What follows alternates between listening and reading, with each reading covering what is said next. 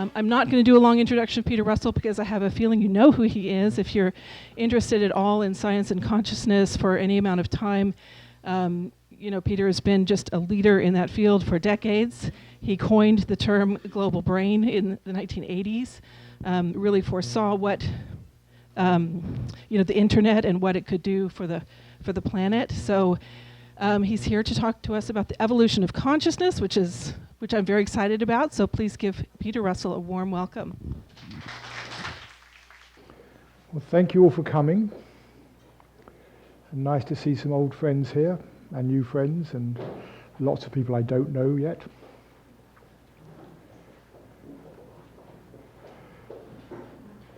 I called this talk the evolution of consciousness. It's more about the evolution of our ideas about consciousness. Because, in a sense, consciousness doesn't evolve. The way I'll be using the word consciousness is just the fact that we are experiencing, that each and every one of us is conscious the whole time. We couldn't have an experience without being conscious. And that ability just to experience doesn't change. It's been with you, it is you. It's the essence of you. And it's what we often label I. The I know this, I am experiencing this, I am feeling this. The I that is conscious. And that sense of I, that sense of being aware, is the same sense of I, of awareness, that was there yesterday, 10 years ago, when you were a teenager, when you were a child, even further back than you can remember. That quality of I, the experiencing, never changes. In some ways, I think we get a bit off track by the very word consciousness. Because when we use the word consciousness, we are using a noun, and nouns are things, they're objects. And so we start looking for something we can call consciousness. But the noun consciousness is just a way of talking about the fact that we are conscious. And that's a truth that none of us can deny. It's probably the only truth that we know for absolutely certain is that we are experiencing. I mean, right now, we could all be sitting in some virtual reality. This could be the Matrix, for all we know. But perfect 3D, full color, surround sound, high fidelity, touchy-feely virtual reality, which may be an illusion, but we'd still be experiencing. So, when I'm talking about consciousness, I'm talking about just that undeniable fact that we are aware. In fact, that's what Descartes was getting at with that famous line, his cogito ergo sum, which I'm sure you've heard, which is usually translated as I think, therefore I am, and usually completely misunderstood. People, when they hear that, they think he meant my thinking creates my existence. And there is a sense in which that happens. But that's not what he was getting at. What Descartes was doing as a philosopher, like many philosophers, he was looking for truth. And one day he had this great insight that whatever was the absolute truth must be beyond any doubt whatsoever. And so he sat down one night to see what it was he could not doubt. And he realized he could doubt his experiences. He could doubt that this was real, because he said, I've had times when I've been thinking it was real, and then I woke up, I realized I was dreaming. This could be a dream, I don't know. He doubted all the thoughts he had, all the philosophies. And he even said, maybe there's some demon in my mind creating all this for me. He was just found he could doubt everything except the fact that he was doubting. He couldn't doubt the fact that he was thinking, although he could doubt the validity of his thoughts.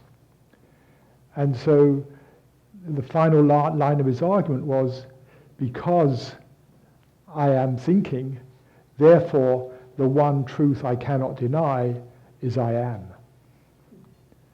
Or in Latin just sum, which is actually interesting because in Latin you don't use the pronoun.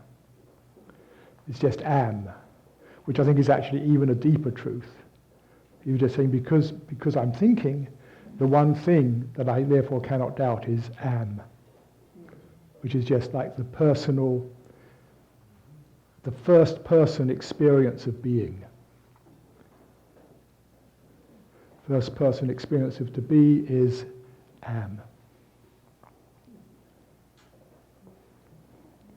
So I say that's the one thing we all know for sure, that I am. What the I is, or isn't, we may get onto. But for now it's just that sense of being an experiencing conscious entity. And as you are well aware, most of you, science has totally ignored consciousness up until very recently. In fact, it was Descartes who started that. Descartes was in a way one of the first scientists 350 years ago. They didn't call themselves scientists, but they called themselves natural philosophers. Philosophers of nature. Philosophers until then had been philosophers of spirit, and philosophy was deeply entwined with the church. And, philosophy was about spiritual teachings mainly. And Descartes was interested in the philosophy of nature. They called themselves natural philosophers. And in order not to get burnt at the stake, he said, we will leave spiritual matters to the church. We natural philosophers will not bother about the spirit or the mind or consciousness. We'll leave all that to the church. We're just going to study nature. And that's sometimes called the Descartesian split between mind and the physical world. But that continued, that science as it grew up ignored consciousness. It didn't seem necessary. The universe seems to work perfectly well without any need to understand consciousness. I mean, but we're getting some idea of maybe how the universe evolved from what might have been a big bang, although if it was something like that, it wasn't a bang, it was a flash. It was a big flash rather than a big bang, but we call it a big bang. If that existed, we know more about how that happened, how life evolved, how matter seems to work, relate, how organisms work, what's happening with the stars and supernova and all that stuff. The whole area of science, we're beginning to just understand how the world works, and it doesn't seem necessary to bring in consciousness at all. It seems completely separate. And yet the irony is, all of science takes place within consciousness. All of science takes place in the mind. It's all ideas, following ideas, having theories, coming to conclusions, making predictions, understanding the world. The understanding is all in the mind. So the mind or consciousness is where science takes place, and yet science has nothing at all to say about the mind or consciousness. It's sort of rather ironical in a way. And of course you can't weigh consciousness, you can't measure it. Science likes to measure things, you can't measure consciousness. Science wants to be objective, so it's ignored this subject until really just the last couple of decades, really. Scientists, and particularly the last 10 years, have begun to actually tackle this subject of consciousness. And I think for a couple of reasons. One, there's some strange things that happen in quantum physics and a bit in relativity, but in modern physics where the observer seems to be important. The way reality appears seems to depend upon some interaction in some way with an observer. And we still don't know what is going on. And I think one of the reasons we don't know what is going on is we're trying to understand these strange phenomena. Things like you may have heard of things like, it's called the collapse of the wave function, which what it really means to the layman is that a system, a sort of a subatomic system, can exist in a potential of various different states, but it doesn't seem to actually exist in a particular state until it's observed, and then it sort of crystallizes out into a particular state. That's the current sort of way of expressing it in very simple terms. So it seems somehow observation or consciousness seems to be involved in there. We don't know how. But we are trying to understand these phenomena in a scientific model that still excludes consciousness, which is, it's bound to fail. So that's one of the reasons that there is beginning to be an interest in consciousness. It's like we have to begin to understand consciousness if we're going to really understand what's happening in quantum physics. But probably more important has been the exploration of the brain. In recent years, neuroscience has been the fastest growing area of science in terms of the number of papers being published. And we still know very, very, very little about the brain, but it's growing very, very rapidly. And we're beginning to understand what happens in the brain when we have a certain experience. When we're focusing on a problem, we begin to know what areas of the brain light up, which quieten down. If we're being creative, what's beginning to happen in the brain. We're just beginning to understand that. But since we're beginning to understand what goes on in the brain when we have certain experiences, then that question of consciousness starts coming up again. What is consciousness? How does consciousness relate to the brain? And does the brain create consciousness? In fact, it isn't a question for most people. They assume the brain creates consciousness. The current scientific worldview is basically a materialist worldview. The real world is the world of space, time, matter, energy. That's the real world. And somehow, in ways we don't understand, but we will one day, they say, understand how space, time, matter, energy can create experience. I don't think we ever will. Philosophers call that the hard problem of consciousness. The easy problem is only relatively easy. The so-called easy problem is understanding what goes on in the brain when we have a certain experience, when we fall in love or have a dream or imagine going out for dinner, whatever it is. The easy problem is understanding exactly what goes on in the brain for every experience we have. And maybe 20, 30, 40 years down the road, maybe, or maybe much longer, we will understand the brain so well that we can actually understand what's going on there when we have a particular experience. And there's no doubt that the experiences we have are determined by what goes on in the brain. There's no doubt about that. Change the brain state, you change the experience. But people confuse that with the question, well, there's two questions. Does the brain condition experience? And the answer is yes. Does the brain create consciousness? People confuse those two questions and assume because the brain is creating the form of the experience, it's therefore creating consciousness itself. And that's the dominant worldview. But it's just beginning to be questioned by some scientists.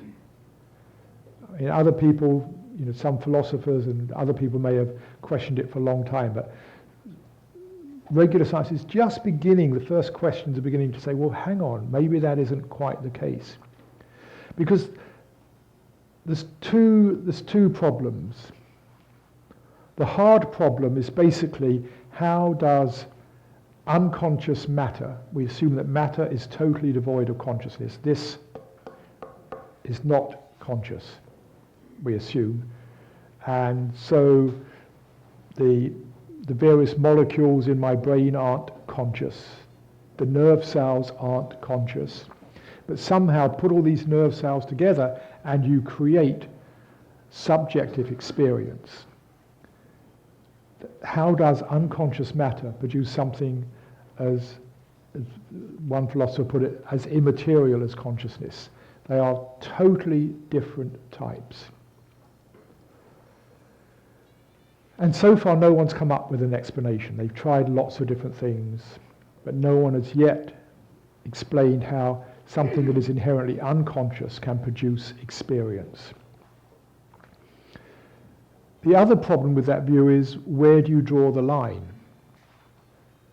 If you say there's something special about brains that produce consciousness, clearly isn't just the human brain, because we assume that animals are conscious.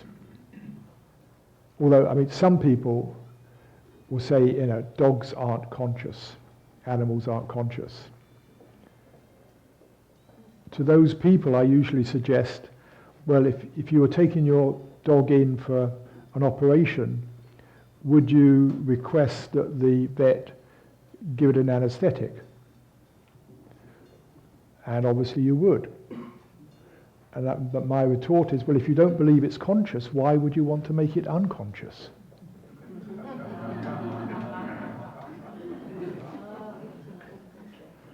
So clearly we believe animals would feel pain, they would experience pain. They may not think as we do, they may not have a concept of self as we do, and that's usually what people say when they say animals aren't conscious. What they usually mean is they aren't self-conscious, they're not aware of being aware. But they're clearly aware, we assume they're aware. So other animals are conscious. Where do you draw the line? Are fish conscious? I don't see anything particularly different between, a dog and a fish to suggest one's conscious, the other isn't.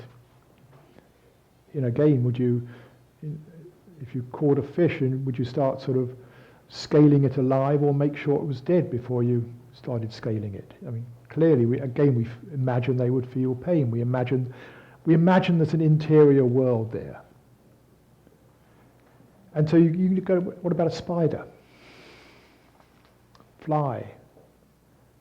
Or a worm? If you draw a line, wherever you draw, if for example you said, well, fish are conscious, maybe simple mollusks, snails are conscious, they have a little nervous system, but spiders aren't, say. If you drew a line there, you have to say, well, what is it about one side of the line, this whole thing of inner experience suddenly appears, the other side of the line is just dead, inanimate, unconscious matter. which is really just a hard problem coming up in disguise again. It's like you have to explain how some little extra bit of complexity or organization or number of nerve cells or whatever, magic happens. And that's what it is really. They're saying magic happens because out of dead inanimate matter, suddenly magic happens and there's experience. The view that some people, or increasing number of people, are beginning to explore is the idea you cannot draw a line anywhere. That consciousness, as one philosopher put it, goes all the way down. All the way down. So it isn't that at some stage in evolution, consciousness suddenly appeared out of nowhere, whether it was spiders or snails or fish, whatever, worms. It isn't that consciousness suddenly appeared out of nowhere. That capacity for experience has always been there. It's part of the cosmos. It's an intrinsic part of the universe to be aware. But what has happened as life has evolved and got more complex, so the phenomena that appear in consciousness, what I call the contents of consciousness, have also got richer and more complex. And so, today with human beings, we probably have some of the richest, most complex experiences of any creature. A simple worm is going to have a very, very, very simple experience compared to us. May just be sort of some sensation of movement in its skin or something. Very, very simple. But there is still awareness there. But what has evolved as life has evolved is the best word I have for it is the forms that appear in consciousness. And that's, our nervous system is so much more complex than a worm's, and we have senses, very good eyes that, can see this room in complete detail, and ears that can hear things, and the fact that we can think as well. All of this has enriched consciousness. So what has evolved over time is not consciousness itself. That's always been there. Consciousness has not evolved, but what we are conscious of, the forms that arise in consciousness, that's evolving. And that's always changing. I said that sense of being, that sense of I being and experiencing being never changes. But what you experience, the contents of consciousness, are continually changing. They're never the same. It's not the same now as it was 2 seconds ago or 2 days ago. It's always changing, never the same.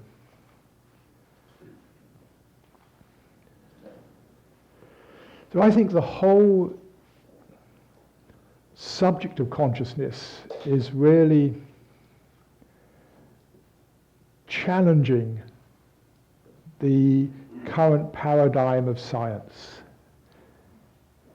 Paradigms, we're all familiar with the term paradigm, I'm sure by now. It was really coined by philosopher, historian Thomas Kuhn about 40 years ago, was it? Maybe a bit more now. Where he said a paradigm is the basic idea that underlies any given science. So, Newton's mechanics were the paradigm in physics for a couple of 100 years, and then Einstein came along and relativity became the new paradigm, and then quantum theory was another paradigm. It's a sort of deep view in which our thinking takes place.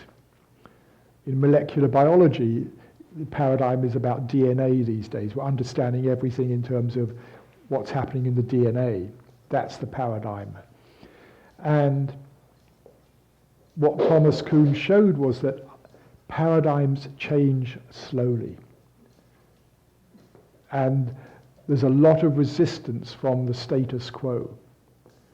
People don't like to let go of their beliefs, their theories, their ideas. In fact, we probably hold on to our ideas, our theories, more tightly than we hold on to anything else. Whether it was our scientific beliefs, our religious beliefs, they're the ones we find hardest to let go of. You know, we'll let go, we'll move houses, we'll move jobs. These days we'll change partners. But our belief systems, our deep belief systems, we hold on to those. And what he showed happened was that there's what he calls an anomaly, something that doesn't fit in, an anomaly. With Newton's mechanics, the anomaly was the speed of light. It didn't seem to change however fast you moved, and people couldn't explain it until Einstein came along and questioned some deep assumptions. Or another example, with the old view of the universe, the Earth was at the center with everything going round it, and that was there for 2,000 years. The anomaly, the thing that couldn't be explained, were the planets, because they wandered. In fact, the word planeta in Greek means to wander. The planets were the wandering stars. They moved around the sky relative to the other stars. And nobody could explain that. Well, they tried to explain it in the old worldview. The old worldview had two bits to it. One, the Earth is the center of the universe. And secondly, the heavens are perfect. And the perfect motion is circular motion. And therefore everything in the heavens must move in circles. And so when the planets didn't move in smooth circles, they had circles rolling around circles and other circles rolling around those. And there were great debates about whether you could get it down to like 108 circles or 118 circles. How many circles did you need in the sky to explain everything? And that was the assumption. There were two assumptions. Of course, when Copernicus came along and said, no, maybe the sun's at the center, not the Earth. And then a bit later, Kepler came along and said, it's not circles, it's ellipses. And then everything made sense. So that's how paradigms change. They meet an anomaly, and then that anomaly, when it gets looked at seriously, causes us to really question our assumptions. So I'm saying the very fact that we are conscious, the one thing we cannot deny, is the anomaly for the current scientific paradigm. It's not near-death experiences or telepathy or clairvoyance or healing. I mean, certainly none of these things fit into the current scientific paradigm. But they're inexplicable. But they're not... A true anomaly has to be inexplicable and undeniable to really classify as an anomaly. It has to be really accepted as a fact and inexplicable. And at the moment, some people see maybe near-death experiences as an inexplicable fact, but other people feel it may be explicable by what's happening in the brain. But the one thing that is totally undeniable, absolutely undeniable, and totally inexplicable is the fact we are aware. So we're all walking around, living, experiencing the one big problem for the current scientific paradigm. We are the anomaly. We are the anomaly. The fact that you are experiencing having an inner subjective experience is the big anomaly for the current scientific paradigm, and it cannot see it because it is focused on studying the material world, which it believes is not conscious.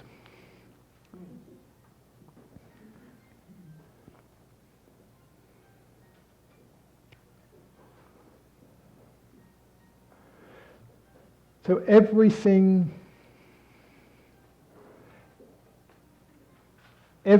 you experience is a form arising in consciousness. All we ever know is our experience, what's appearing in our mind. Right now, we are all experiencing this room. Light is coming in through the eyes and travels to the back of the brain. Nerve signals go to the back of the brain, where the brain very cleverly, again, we're just beginning to understand how this happens, puts together this picture of the world out there in like full color, complete detail, all these people, shades of color, everything. It works out what is out there. And the brain creates a picture of the world, a model of the world out there. And it's so good, we think we are seeing the world directly. But what we're actually seeing is this picture created by the brain. Something which modern science doesn't deny. It completely accepts this. But it doesn't then go into the implications of what that means. And it's not just vision. You're hearing sounds. Other parts of the brain are decoding the sounds, separating my voice out from other sounds. And that's probably one of the greatest miracles that the brain does with perception, is distinguishing voices. You can be in a room where there's 10 people talking. It's called the cocktail party phenomenon. 10 people talking. The frequency ranges of the voices are all in the same frequency range. You're not picking out a particular range. You're listening to one conversation of one person. Not even following their lips. You could be looking somewhere else, but you're listening to somebody. The brain is isolating that voice out from the other voices, all in the same frequency range, the same sort of thing, and you're attending to one conversation. It's absolutely a miracle. Until you get older.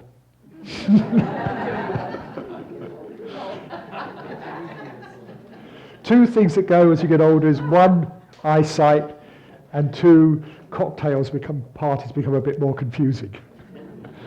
The brain can't pick out voices quite so accurately. But the point is, we are hearing all these sounds, the sensations in the body, smells, whatever, is all integrated into this experience which we are living in. But we never actually know the world itself. This was something the German philosopher Immanuel Kant realized about 200 years ago. I think it was one of the great breakthroughs in Western philosophy. The way he used it, the words he used, he said there's the world that we experience, he called this the phenomenon. The phenomenon we experience, the colors, the sounds, everything, the taste, the feelings, the sensations, the emotions. There's the world we experience, the phenomena.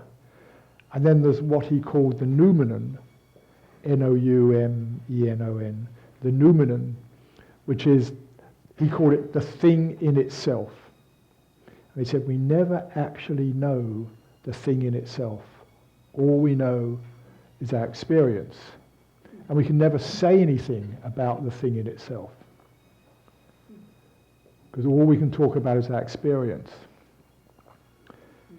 And yet, although in some sense we can't say anything about the thing in itself, you could say what the physical sciences are doing is trying to understand how the thing in itself works. What is matter?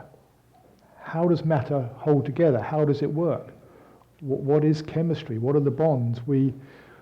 Through our experience, we are trying to understand and study the world out there, the thing in itself. And what we've realized, and it came as a bit of a shock, is that the thing in itself, the world out there, is actually nothing like our experience. Nothing like it. Our experience is a model, is an interpretation of the brain of what's out there, which we all agree upon. We all agree, that certain shades of pink clash with certain shades of green. We all agree on that, and we think we're seeing the same world. There's actually no colour out there in the world. There's no such thing as colour.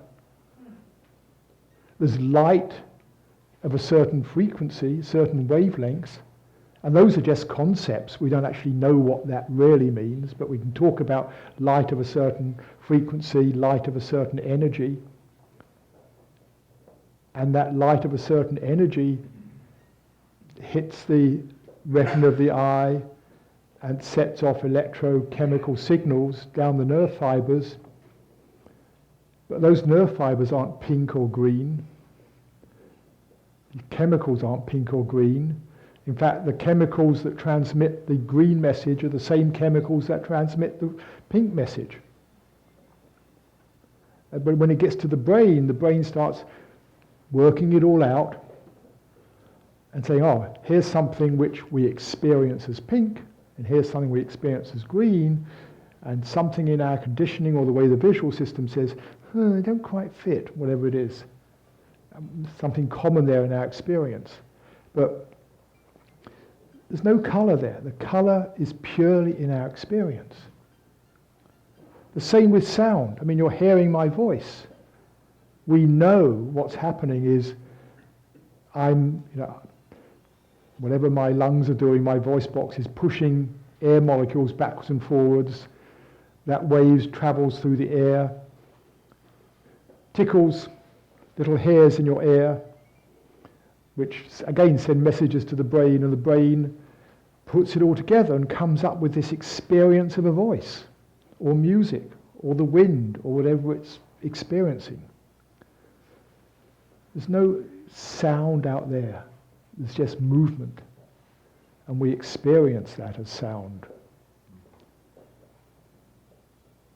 So we're discovering that the world out there is actually nothing like our experience.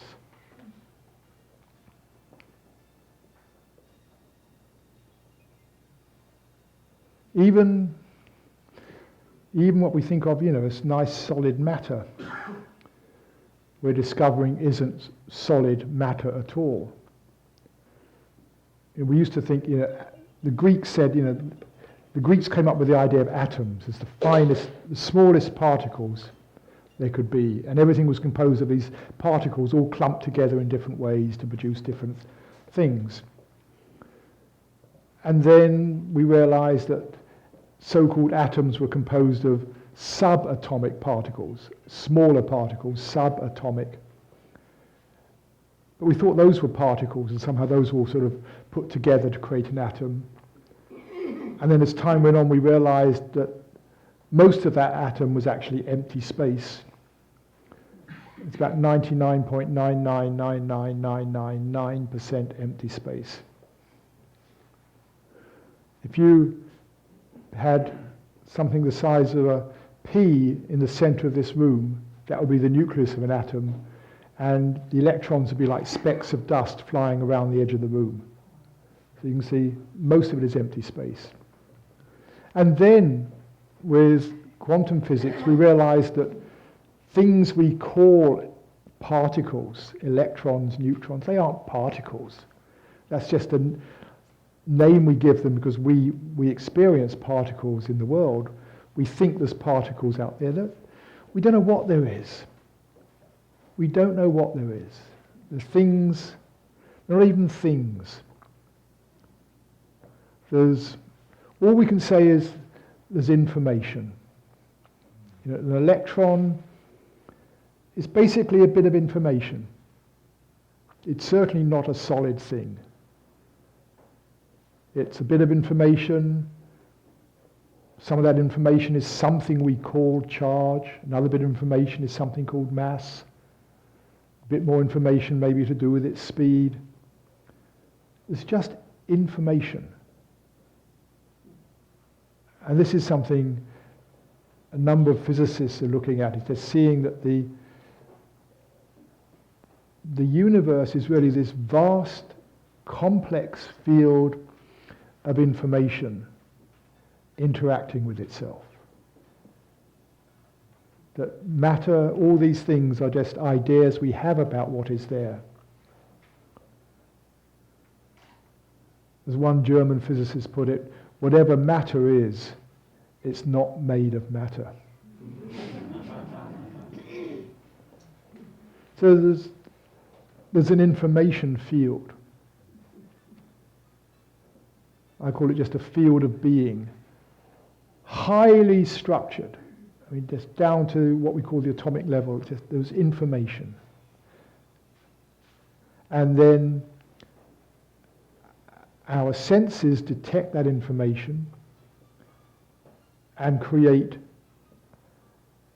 another information field in the brain, which isn't the same but is correlated with the information out there. We perceive that information. That becomes another set of information patterns in the brain, which are then experienced as this information, as sensory information. The mind is just this wonderful information field, having taken the form in the mind of shape, color, sound, all this rich experience.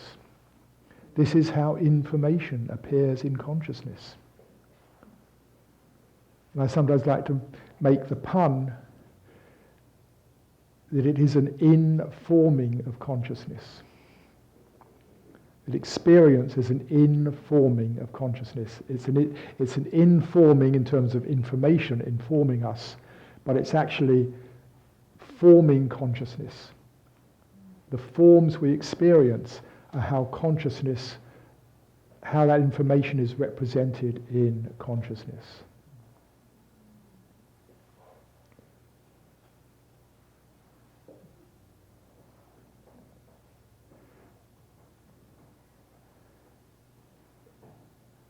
So there's this aware field of being, information, but just going back to a bit earlier, I was saying that consciousness, awareness goes all the way down. That it's intrinsic to the universe. If that is the case, then this information field, this field of being, is itself aware.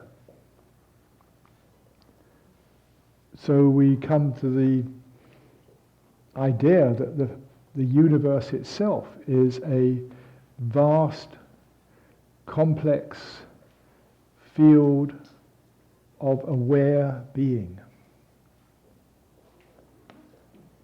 which sounds very much like what a lot of metaphysical traditions have said, that the universe is all ultimately spirit, being, divine, whatever. And it's interesting how we're sort of beginning to really begin to ask, what do we mean by consciousness? And how does consciousness fit into what we know of science?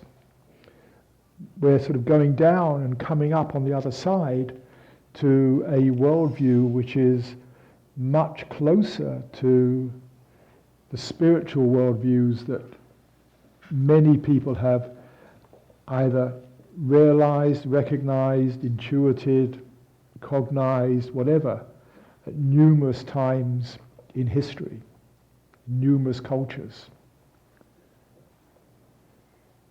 So I think it's almost ironical that science, which prides itself on having got rid of spirituality, totally, we don't need spirituality. What they usually mean is we don't need religion.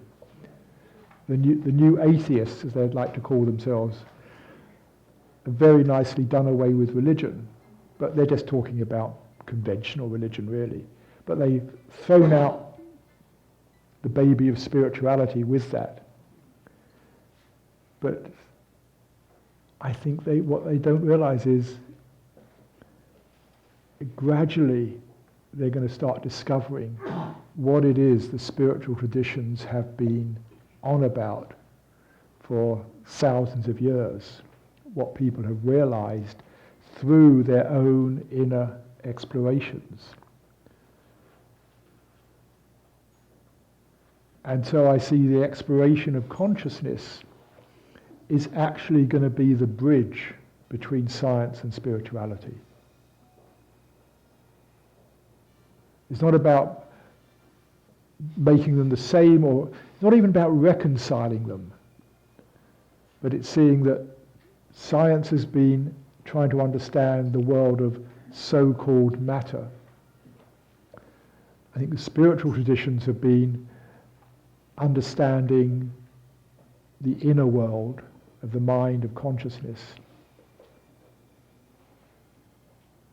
And when we start looking at consciousness in terms of what it actually means in the physical sciences, then that is going to be the bridge between the two.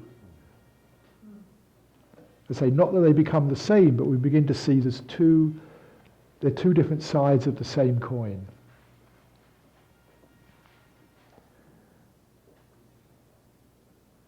And that ultimately the whole universe is a field of awareness, aware of itself. And in being aware of itself, creating for itself the experience of matter, space, time, and energy. I'll say that again because it's a complex thing.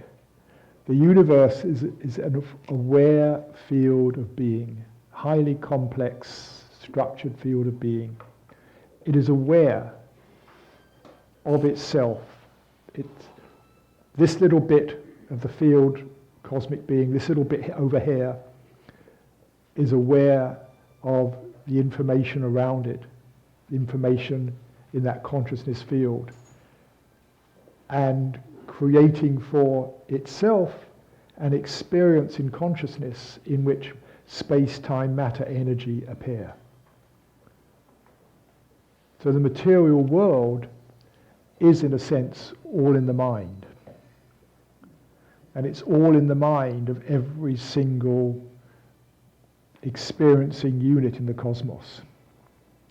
A bacterium is another bit of that information field, experiencing its little tiny bit of the information field and creating for itself its little tiny view of, or its little tiny concept, not even concept, its little tiny form of matter, space, time, energy.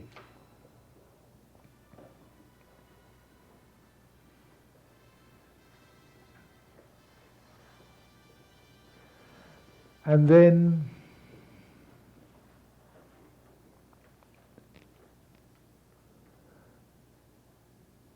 as human beings, we recognize this is happening. We know we are aware. As I said, dogs probably don't sit there thinking I'm aware. They just sit there experiencing.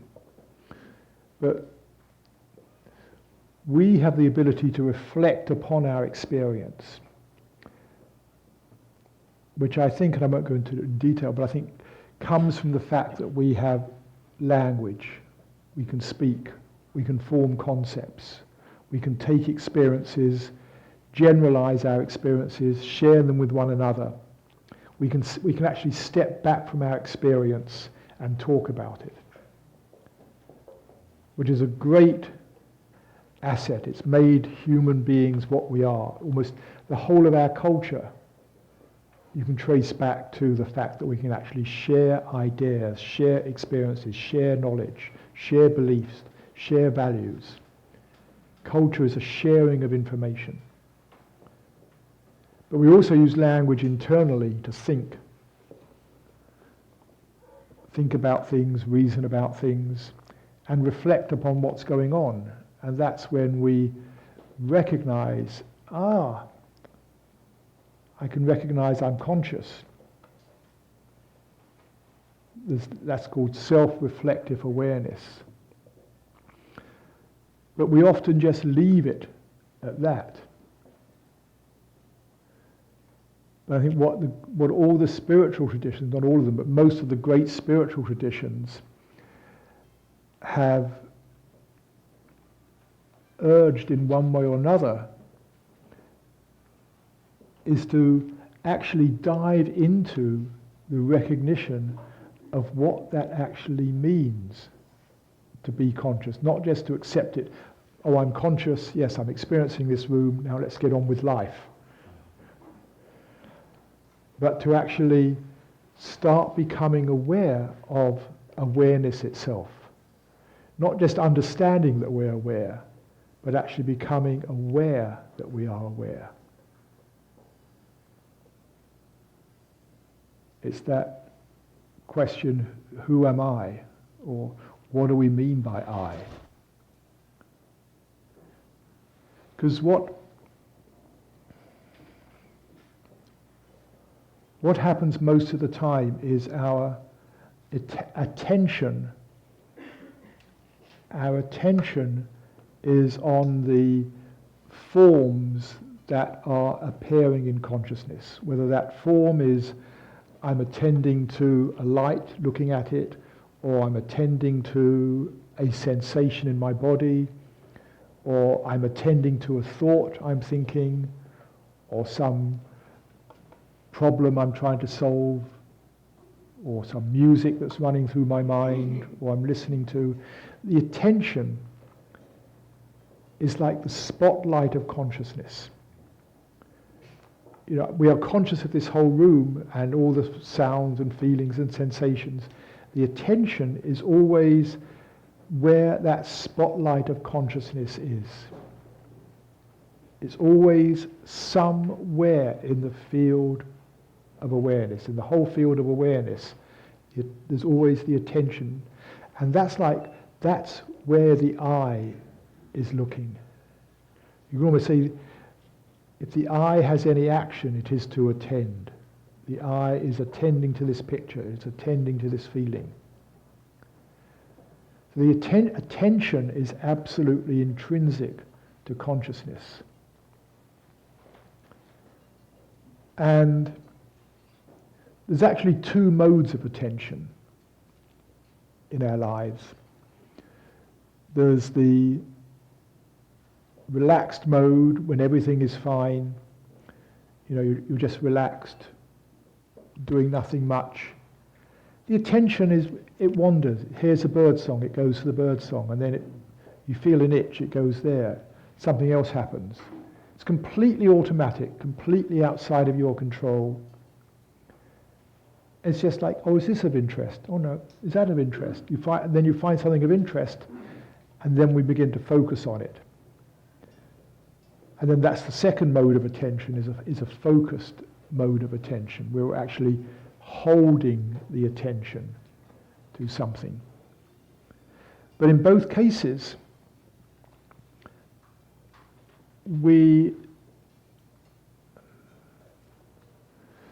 it's difficult to put words on this, but we don't have enough vocabulary in English. If we could talk in Sanskrit, we'd probably do a lot better. Because they have lots of words for consciousness. We attend to where the attention is. That's the best way to put it. Our attention is on what we're attending to. So I turn it around. Our attention is on what we're attending to. And really what I think the great spiritual traditions are asking us to do is to almost come back from that and begin to notice, what is it that is attending? Because on one end is what we're attending to, on the other end is the I that is attending, which is just the awareness that is attending. And that seems to me the deep common core of all the traditions, is to bring the attention back to awareness itself, that quality which we label I, which, as I say, is always there. We couldn't have an experience without there being an I that is experiencing it. But we go through our whole lives without, not we, but many of us, or we go through a lot of our lives without actually noticing or being aware of the I that is aware.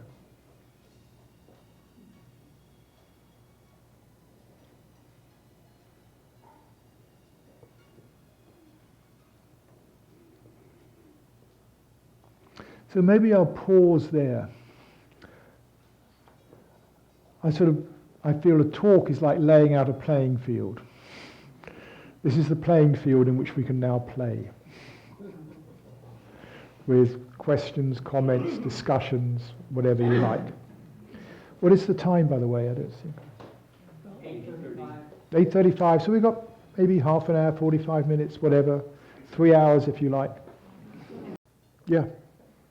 You talked about the kind of universal consciousness and the universe being conscious of itself. What do you think of the idea that all of us are just a part of that same consciousness, and that the barriers between our consciousnesses are really just something that we have put in place ourselves? Yeah. Yes. Yeah. When I say when I'm saying the universe is conscious, I mean we are the universe. I am the universe being conscious of this little part of the universe. And there is just one field of consciousness. And within that field of consciousness, there are an infinite number of points of view.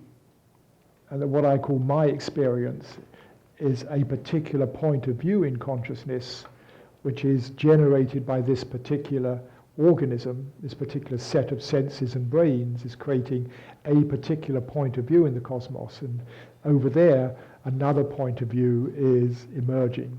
And yet we're all part of that field. And one of the not benefits, but one of the things that comes out of then having that worldview is that so-called paranormal things like telepathy, clairvoyance, they're not prohibited. There's nothing in that model that says, there couldn't be some way in that field that information from your part of the field is influencing information from my part of the field. So so-called paranormal phenomena they're not contradicted, they're not paranormal anymore. We don't understand them. They're just a breakdown of the firewalls. Yeah. That basically this little field of consciousness its forms are dominated by what's going on in this nervous system and the senses. And that may be so strong that it's sort of bleaching out the other signals that may be coming through, which is why, when these things do happen, it's often when we're in quieter states of consciousness, in meditation or other states, that maybe we pick up on signals that we wouldn't be picking up on before. Well, we're picking up on them, but we don't notice them. It's like being in a noisy room. You don't hear the clock ticking. But when the room becomes quiet, or better analogy would be you don't hear the wind outside. The room becomes quiet and you start hearing things you didn't hear before. Yeah. I got a chance to see you about 12 years ago. I can't remember, it was in the Bay Area somewhere. And then afterwards we got a chance to talk. And just like this evening, I find you such a humanitarian, very humble with your thoughts. And I remember at that time, you brought up the idea that you see humanity not heading in this totally destructive place, as we constantly see before us, but, correct me if I'm wrong, I think you said at the time, you felt like we'll really start to get it when we get about 10 billion people on the planet, because it will become so obvious at that point that the transformation we have to go through is no longer going to be superpowers taking advantage of third world countries, that the cream will kind of rise to the top. And I'm wondering, with what you've seen, and we talked before 9/11, so it was interesting, it occurred right after. Do you still feel that we're in that place that we can pull ourselves out of this deceit and unconsciousness that it seems we have to go through, buildings falling and people buying into ridiculous evaluations of how that happens, and on and on and on with this baloney? Where do you see us now? That's a whole other talk.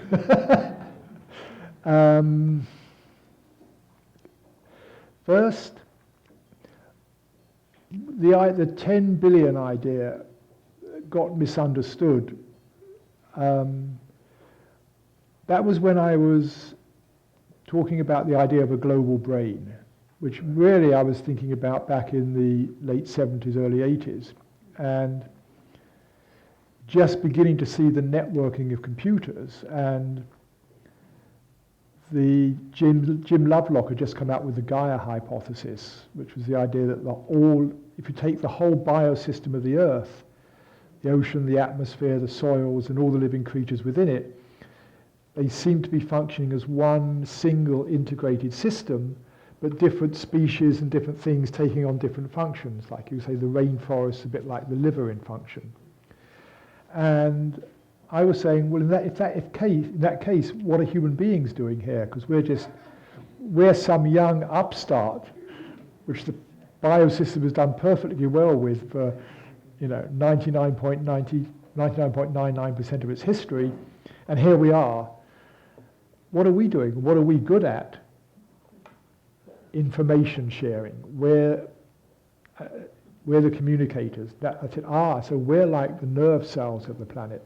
And so I started exploring various parallels between the way humanity is growing on the planet and seeing how, in those days, we didn't even call it the internet, but we're seeing how that was, where that would go, the interconnecting of computers, and seeing there were about the same number of people on the planet as in those times we thought there were nerve cells in the brain. We thought there were about 10 billion nerve cells in the brain. We now recognize that's out by an order of magnitude, more like 100 billion nerve cells in the brain.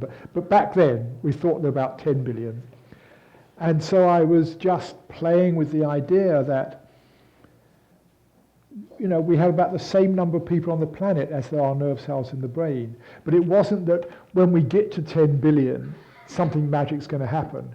In terms of orders of magnitude, which is sort of mathematical concept, it means basically the number of zeros. We're in the ballpark. 6 billion, 7 billion, 10 billion is all the same ballpark. It's all what's called an order of magnitude. So I was talking about saying we were in the right order of magnitude for something similar to happen across the planet was happening in our brain. But although I thought in my books and my videos, for some reason, people just, 10 billion, the magic number, when we get to 10 billion, something's going to happen, magic's going to happen. It's going to happen 6 billion, 7, 8, 9, 11, whatever. And yes, we are living in precarious times. And I don't think there's any avoiding some of the stuff that's coming down. I don't see it as we are all going to get enlightened and all our problems are going to disappear. I do see there's a growing, accelerating awakening that's happening on the planet. And that's going to play out in many different ways. How we relate to each other, how we care for each other, how we care for the planet, our creativity, and how we apply our creativity.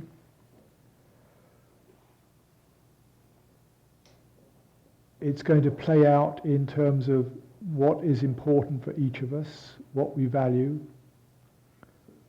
As things start, or as they do, but if things continue to change and change faster, because I think we're on an accelerating curve, a change coming faster and faster, the more secure we are in our own being, the more we're going to be able to stand like a tree in a storm. If you've got strong roots, you can stand the winds of change. And a tree has to be flexible. And again, I think the more grounded we are in ourselves, the more flexible we can be in our thinking, in our responses, in how we approach the problems that come. We're not going to be stuck in, this is the way we've always done it. We've got to let go of that.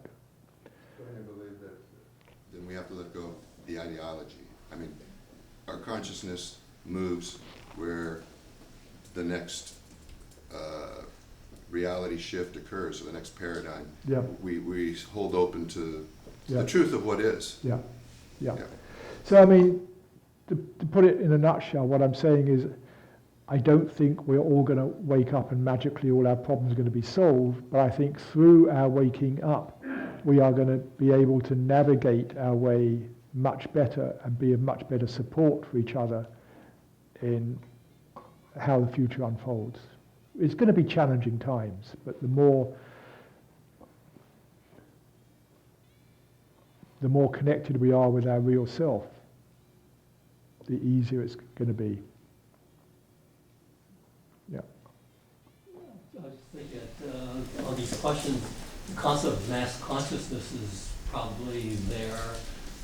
You have meditators, a certain number of people meditate, crime goes down in a particular city, and so if that's really the case, so what your views of mass consciousness, the global initiatives and the things that are being measured worldwide, Yeah. and things that happen.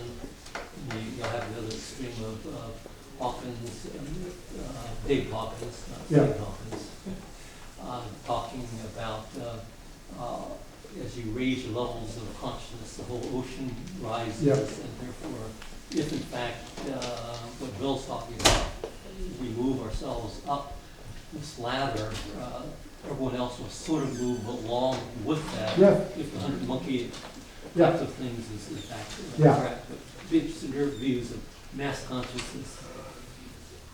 The 100th monkey thing was a little over-extrapolation on the part of Lyle Watson. But we liked it. And that's what's interesting. I think we know something like this is possible. That there's something about the more we wake, the more we carry others with us. And I think it is true. And then when we find something which supports us, we grab it, we like it, and run with it. So the fact that the research didn't quite show what it's purported to show, I don't think actually means that what we know inside isn't true. And even on I mean, some of it may be happening on some level of a connection of consciousness, but even just on a very straightforward everyday level, what I see is happening is, I mean, I just watched this since I got involved 50 years ago in this whole movement that's happening, which started in the 60s. Back then, in the Cambridge bookstore in England, there was one shelf on sort of other spiritual things besides regular religion. It was that big. Now you've got bookstores full of stuff. And where's that come from? It's come from many, many people doing their own exploration, reading other books, going to lectures, doing their meditations, having realizations, publishing stuff, putting stuff out in video and now through the internet. We are all learning from each other. And when you have any system which is gaining the benefit of other parts of the system, you have positive feedback and you have accelerating growth. And so I see that just as technology is accelerating and also environmental degradation is accelerating, the awakening of consciousness is also accelerating and is going to keep accelerating. And we are all waking each other up. And I think that's as inevitable as everything else. Yeah. Yes? Well, as a continuation of what you've been saying, you were amazingly prescient with the global brain idea, and I wondered if you could give us an update as to what you think about the global brain now and going forward. I was totally wrong.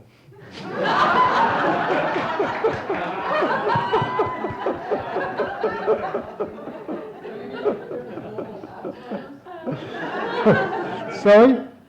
What's the additional comment? He asked if there was a global Alzheimer's. We were all totally wrong back then. sure, yes, I could, in general trends, I could see what was going to happen and the linking of computers and where that was going and what that would do in terms of bringing humanity together. But what none of us could see back then is where innovation was going to lead us, where you cannot predict creativity. So back then, our mindset was all about data, text and words, data. None of us back then saw the World Wide Web.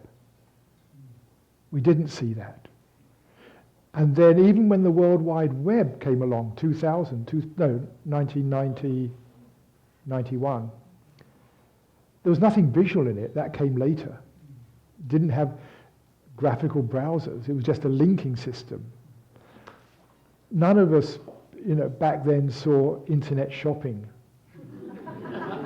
or social media, streaming television, all the things we take for granted. And you cannot foresee where innovation is going to take things. So I'm very wary now of making any predictions about the future. But I think the global brain, implicit in the global brain concept was the idea that we were going to be moving beyond big data to making meaning out of data. Yes. And the tech folks have finally, just in the last year or so, they're talking about making meaning and deep learning, and that's, I think, what you were anticipating. Yes, I was looking at what it was actually going to do to our consciousness, how it's going to influence our consciousness. Yes, and that is happening, and that's absolutely fascinating to be living in that now, and be even more fascinating to be living it in 5 years' time or 10 years' time with who knows what additional tools and things we'll have at our disposal. The only thing we did get right was the phone, the portable phone. But we never saw it as a computer. It was just something to talk on with perhaps video images. We didn't see it was going to do all these other things. Yeah. Yes? Peter, I'm Mike. And to frame me for you and for your question I want to pose to you, we have some mutual friends and acquaintances in common. And we published an article together in the Spanish journal, and we didn't know about each other. And you were talking earlier in framing the idea of consciousness in a Western sense over however long you were talking about. And as you're talking about this, not that I'm an expert, okay? I do author a page on Facebook called Non-Local Consciousness, okay, but that's, not about this necessarily. I'm thinking about the Tengger treatises. The what? The Tengger treatises. T-E-N, I'm not sure if I'm saying it right, T-E-N-G-Y-U-R.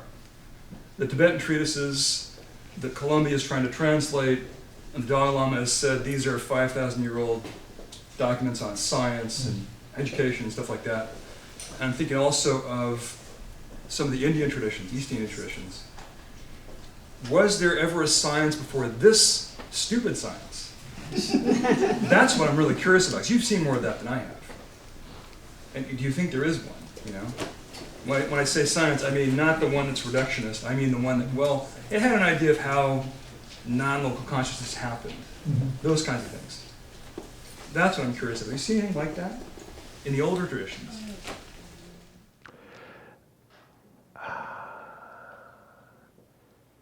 Well, firstly, I don't think this science is stupid. I just want to...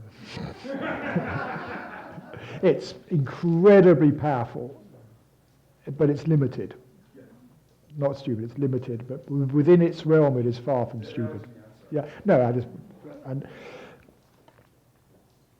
I don't see that there have been sciences in the past that have come to the same depth of understanding as this current science in terms of what's happening in down at the atomic level or out in stellar clusters or whatever, or DNA.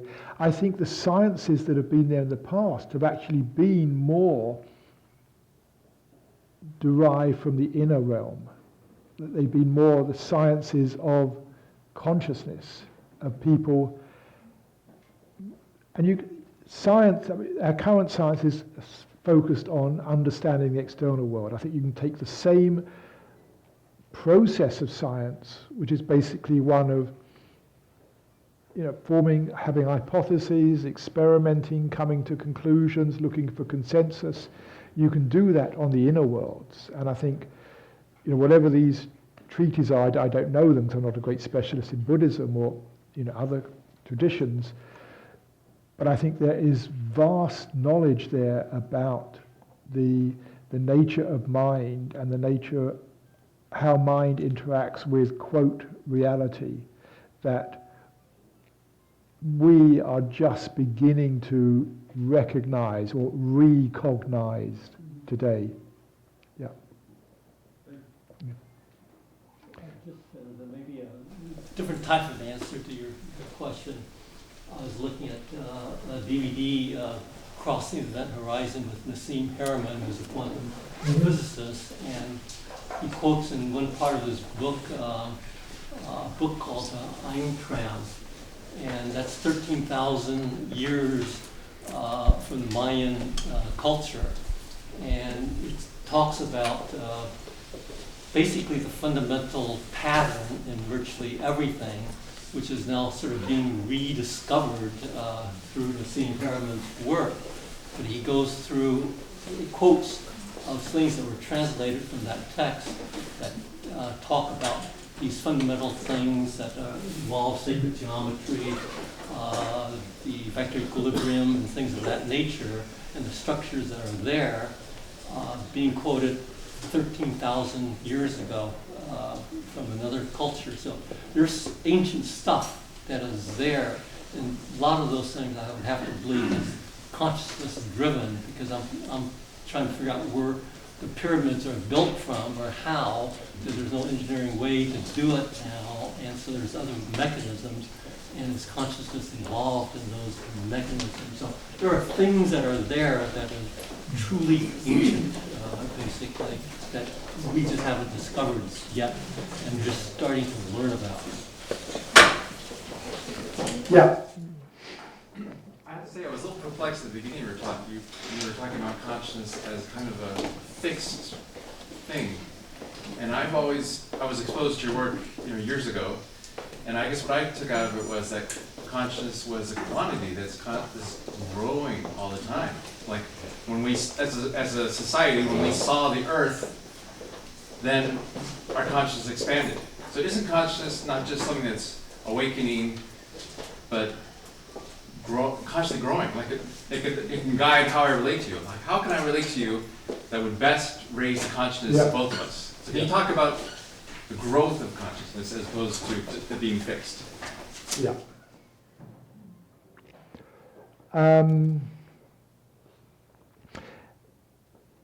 I've got clearer on my own thinking around this over the years. I would not loosely, quite definitely say there's two uses of the word consciousness. There's the capacity for consciousness, the ability to be aware. That's what I'm saying never changes. Your ability to be aware is always the same. And then there's the contents of consciousness, what you're aware of, that is always changing and always evolving. And in the contents of consciousness, I would include our values, how we see the world, how we relate to each other. And so when we talk about the evolution of consciousness in that sense, in a social, cultural sense or spiritual sense, we are talking about the changing forms that we are aware of. But that being aware is the same, even if you're totally enlightened, that being aware is the same. You're now aware in a totally enlightened mode. If you're angry and pissed off, the same awareness is aware of being angry and pissed off. So that is the bit that isn't changing, that capacity for consciousness. But what we're talking about, the evolution, we're talking about of what takes place in consciousness. That's what's continually evolving. There's other aspect, accumulation that occurs, but you're just saying that's in the form. Yeah, yeah. It's a distinction. I think it's a distinction that's important because we use consciousness in both ways, and so it's good to just delineate that distinction. Yeah. Where are we going? Yes. Do you have any thoughts on artificial intelligence?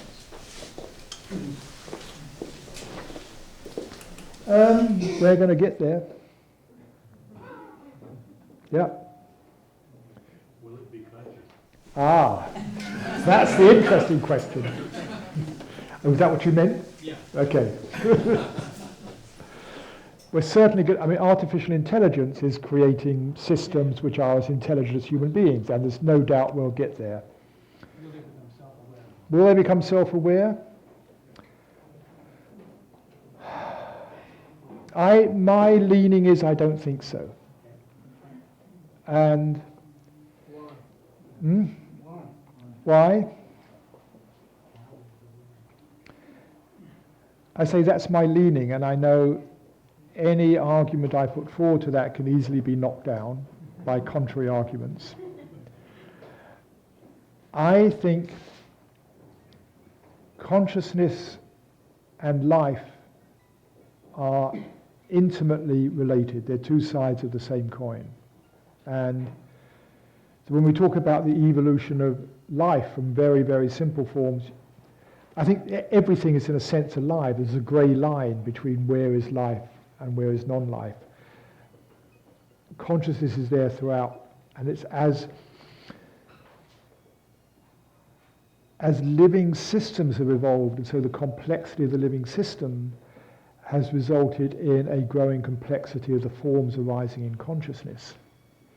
Now, of course, in that sense, a computer is conscious. It's because it is already a form, it is another form in the consciousness field. However, it's a crystalline form rather than a living form. And at the moment, current computers, you can say they're crystalline forms. And it may be that a sufficient complexity in a crystalline form that's similar to the complexity that occurs in a living form of the global brain may lead to something, and again, parallel to experience, but it may be so different from what we know as consciousness that we wouldn't recognize it as consciousness. That's just my thought, if something were to happen. But I generally I would say that because it is not a living system, I don't think it has the potential for the same sort of consciousness as we know to emerge from it. But it's emerging from consciousness. it is emerging, and that's why I say, I'm not going to argue this out because it is emerging from consciousness. All I can say is I have my leanings, and I don't think any of us really know. Yeah, who hasn't? Yes. We should maybe wrap up because I notice people wanting to leave. Yeah. I've traveled in many parts of the world and have been exposed to many different cultures. And I just think that there's a lot of their thinking and their cultures are not like mine. It's different. Yeah.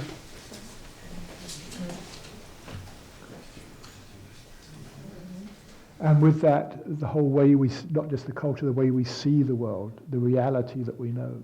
Yeah. Yeah. Okay. Maybe one more? Okay, I see a hand at the back. I think what you said at the end when you laid out the playing field, and I'm not really a public speaker, so I'm a little nervous. I hope to be clear. But you talked about what you pay attention to, what you notice, and thinking about what is noticing, correct? And one of the things that I think a lot about, I think a lot about consciousness, is that we pay attention to what matters. And then I think, well, matter is also matter. And I think, I wonder if what we pay attention to is how we create what matters and also matter. And so, my personal feelings, or suspicion, is that, as you said, consciousness goes all the way down the line. In the end, you have it at the atomic level. And I think that when an atom is giving up an electron, it feels scared. And that when it's receiving one, it's feeling greedy, or whatever. I think that that happens, actually, at the atomic level.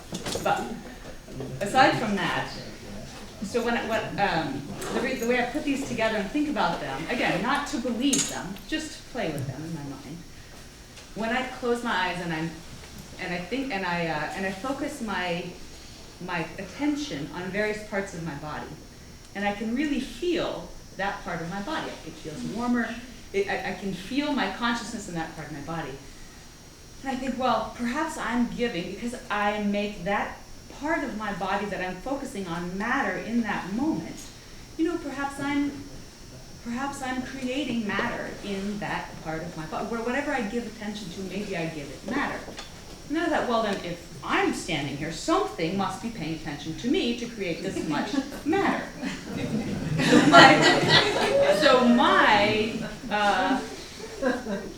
What I would just throw out there, just for fun, is that perhaps the beings that live in us, the 90% of the human cells which are microbiological, perhaps they give rise to our consciousness. Perhaps they care about us, and that we matter to them, so we exist. And when we throw around our consciousness, we're giving other people and things matter. Maybe this table, we will become alive when enough matter, when enough people care on something to make it really matter. So anyway, I just putting that out there. Great. Thank you. Peter, just one comment to that comment that, Yes. like George Norrie on Coast to Coast will do these millions of people praying at the same moment, and some amazing things happen. That would seem to Yeah. Matter. Yeah, thank you.